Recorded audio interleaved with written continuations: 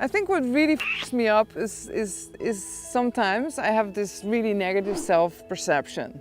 So what really f***s me up is that I can look in the mirror and like the whole world has told me how beautiful I am, and I look in the mirror and I'm like, oh my God, you know, this thing of self-perception, and I'm like, oh my God, I'm 43 years old right now, and oh my God, I have a belly, oh my God, I'm not this enough, and I'm not that enough, and I'm you know, all this, yeah, that really f***s me up. The thing, what I do is that when I go down in that spiral, so I go really deeply down and I'm really depressed and I really don't feel good about myself, I will reach a point where I'll be like, what am I doing here? This is so, I know now through all my experiences, I know now through everything that I am, that space is not me anymore. That space is not you, it's not me, it's the past.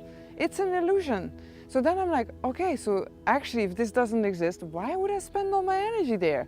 Just do something I can really, and it can be so simple. I just look at a little movie where there's little cats or a little girl that laughs or something funny, or I go outside or I call somebody I love. You know, like really simple things, stuck, and I'm back in that higher vibration and I'm happy again.